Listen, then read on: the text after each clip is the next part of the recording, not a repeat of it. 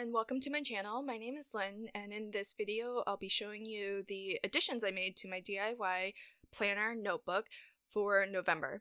I don't know that I'll be doing this every month, but this month I made a couple of projects with Paperclips, and so I wanted to share how I did that. These are all the pieces that I'll be making in this video, and I'll be using the Spellbinders mystery card making kit that I got recently, and if you want to see an unboxing of that, I'll link to it in the upper right hand corner. And as well, if you're curious to see how I made this original notebook, then I'll link to that tutorial as well.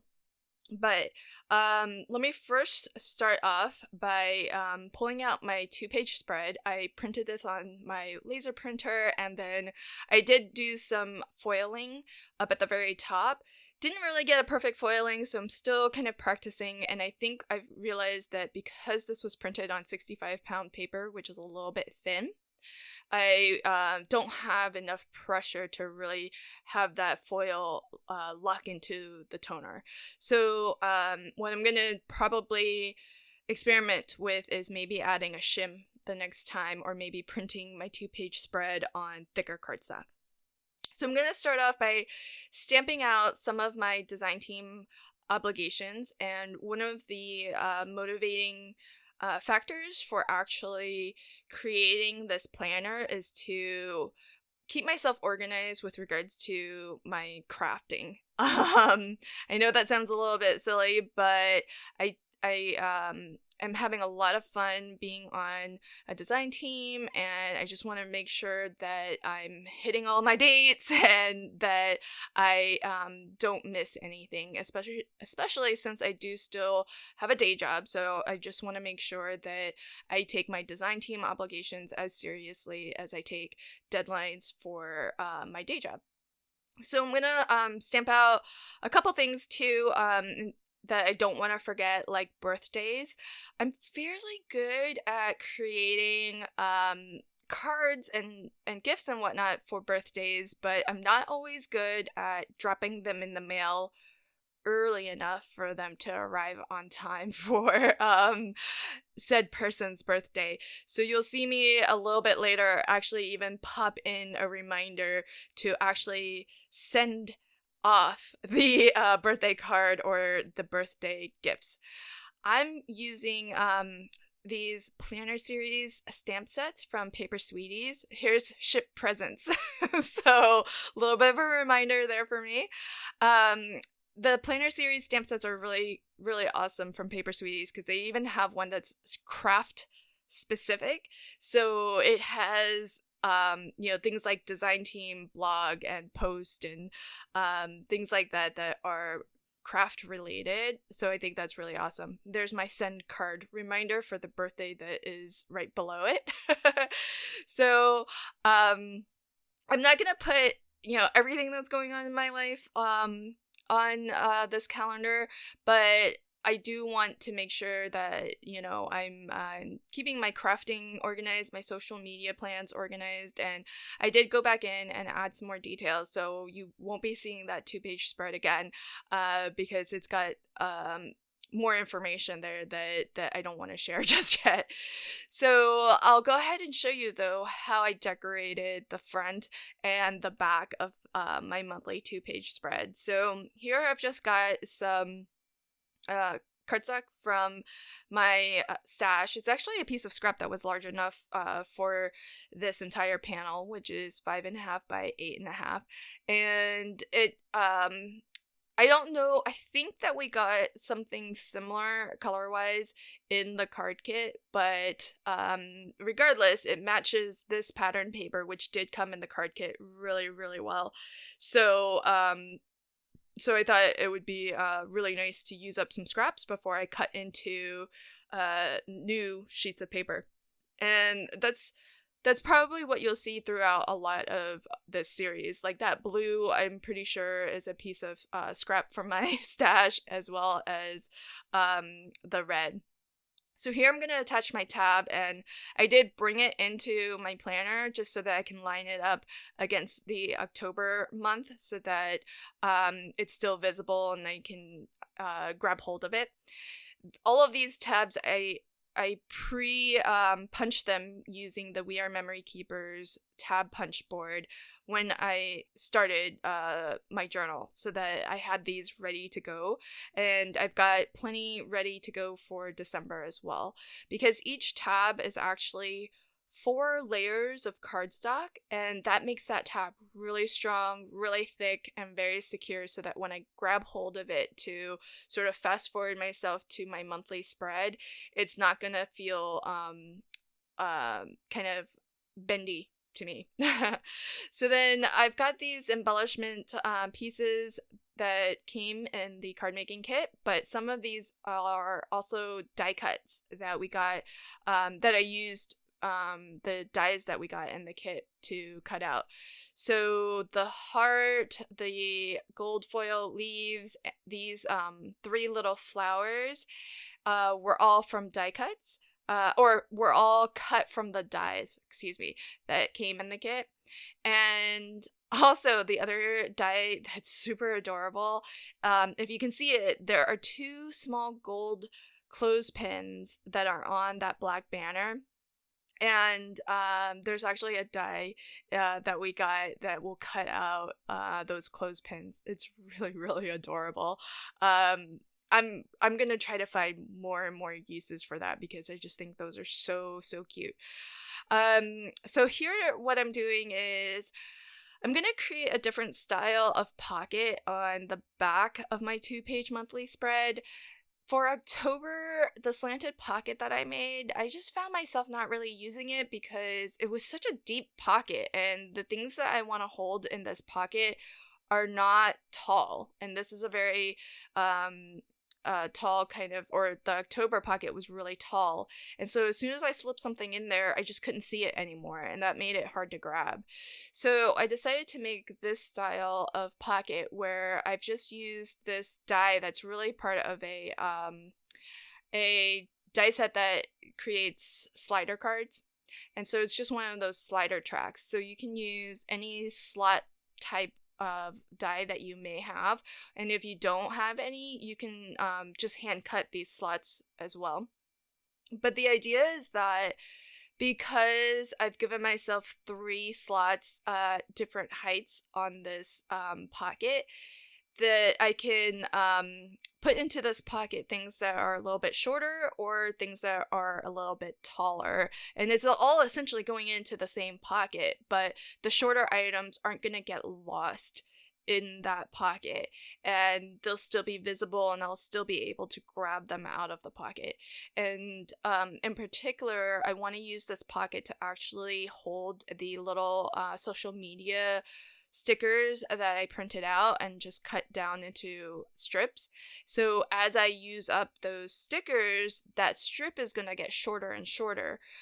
So instead of it just getting completely lost when it gets too short, and then I won't be able to even see that there's anything in my pocket, I'll be able to use the slots that are cut a little bit closer to the bottom of the pocket and still be able to grab those shorter strips out. So you can see here I've got like different lengths of stickers already. So I definitely think that pocket is going to serve me better for the types of things that I need to store. So here I'm going to make my first paperclip project, and this is one way to do a hidden paperclip bookmark. I've got some scrap paper here, so the checkered piece of paper here, this is paper. This is not cardstock, and it's not the same thing that came in the card making kit. It's actually from my stash, and the reason why I want to use it is because it's thin. And that is key, because this is actually, the paper clip is actually going to get clipped onto that piece of pink first. And so just like that. And I did cut through both layers of paper here, but you don't need to cut a slit through the pink layer or the inner layer. And I'm using just some Scotch tape to temporarily hold that down while I try to arrange everything else around it. But I'll eventually pull that up and actually secure it with some proper liquid glue. So the reason why you want something thin is because since your paper clip is getting clipped into or over this paper, it's already got a little bit of thickness there. So once you clip it onto whatever book page you want to use this on, it's going to become more and more snug as the thicker the paper you use. So if you want this paper clip to more easily slide onto your book page or whatever page you're marking, then I found that using a thinner paper works better, because if you use a thicker paper, there's already a lot of tension on the paper clip due to that thickness. And then once you go to put it onto your book page, it's just harder to slide on, and then it has more potential to actually kind of crimp your book page. So that's why I chose to use just thin paper, pattern paper from my stash, as opposed to the pattern paper that came in the card kit, which was a little bit thicker. I mean, I think that was maybe closer to 60 pound, the pattern paper that we got in the card kit.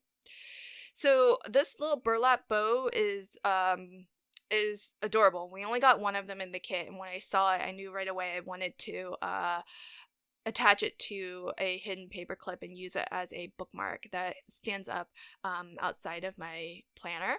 And so I'm using a little bit of the satin ribbon as a way to anchor that bow to my paper clip. And so that's why I needed the slot, because I just cut the ribbon long enough to wrap around the center of my bow, and it's a really nice color combo. They did a really good job, Spellbinders, of coordinating this, because the color looks fantastic. That extra little bit of shine I think really works, and then I can actually just wrap, and it's the perfect width also for the center of the burlap bow.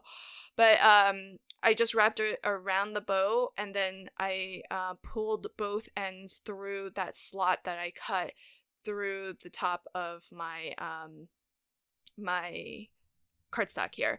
So that slot, originally I thought I might need the paper clip to stand up outside that slot, but that turned out not to be the case. I actually pushed my paper clip all the way down, and as I apply glue, I'm making sure to put glue all the way right across the top in that fold, and right over the paper clip as well, just to really make sure that it's nice and secure, and it doesn't go anywhere. The glue that I'm using is Beacon 3-in-1, and I think you could probably use a PVA glue too, but I just tend to use the Beacon 3-in-1 because it gives me a lot of kind of wiggle room time to move things around and get things lined up where I need. Plus, it's not water-based, it's a solvent-based glue, and so because I am using thinner paper, that pink layer, by using a solvent-based glue, that pink paper won't warp, because there isn't any water that's getting soaked into the paper the way a PVA glue could potentially warp. So that's the other reason I use Beacon 3-in-1. You could also use Kalal all-purpose glue too. I think that would be a good choice also. I know a lot of people use a hot glue gun, and so that would work too. I just don't work fast enough with a hot glue gun, because that dries rock hard but super fast. So here I just used some of the embellishments that came in the kit, and decorated the front of my bookmark. Okay, so then my second paperclip project is this jumbo size paperclip. It looks kind of comical every time I see it, but it's a 4-inch long paperclip, and I have no practical use for this other than to craft with it. It's the only reason why I got it. I just think they just look so funny, and so what I'm doing here is, this is acetate that I'm scoring onto, and I'm gonna use this thin acetate. It's not anything heavy duty, it's just my regular thin acetate, and I'm scoring it on 3 sides, the 2 sides and the bottom, to wrap around to the back of my cardstock and create a little clear pocket. And the reason why I wanted a clear pocket is so that I can change out what I wanted to use this paperclip for, and that way it's not just one and done, because what I plan to put into the pocket is a mini calendar for the month of November. And if I just glued that little mini calendar right onto the cardstock, then I wouldn't be able to use this clip for December unless I just cut it apart and then made a new one. So instead, what I decided to do was just make myself a nice clear pocket so that I can drop in a new monthly mini calendar, and then that way I can reuse the clip and the pattern paper and all of that. I don't have to remake this element. I just need to remake the little monthly calendar. And so that's the last edition that I'll be making for November. And one of the cool things about the jumbo paperclip is that it does clip in, or the way I'm using it anyways, is that it's going to be clipping in from the side. So you'll see here, I'm going to actually put everything that I made into my planner notebook, and I'll start by slotting in my 2-page monthly spread. I really love these disc-bound planners because it's really nice just to be able to modify and add and remove things as needed. And so I've got my 2-page monthly spread in. I'll just show you how the bookmark clips in, but it's nice that the bow is going to sit right on top, and so it's going to be nice and visible and serve as a really cute bookmark. And then here is how I'm slotting in my jumbo paperclip. And what's nice about it is because there's much more real estate along the long edge, that outer long edge, as opposed to the top. So the top, just between my two bookmarks, I've already kind of used the entire width almost of my book, but now I've got my jumbo paper clip on the side so I can easily identify and flip to that page. The other thing that's really nice about the jumbo paper clip and being able to clip it in from the side is that I can also distribute some of the bulk of these more dimensional items, and I can, instead of pushing that more towards the top, I can push it more towards the center or the bottom of my notebook, and that just helps to keep everything just a little bit more flat and less bulgy at the top. Well, I hope that you like these projects, and if you did, please do consider liking, commenting, and sharing. And if you want to catch new videos as I publish them, hit the subscribe button and ring the notification bell. Until my next video, happy crafting and have a fantastic day. Bye!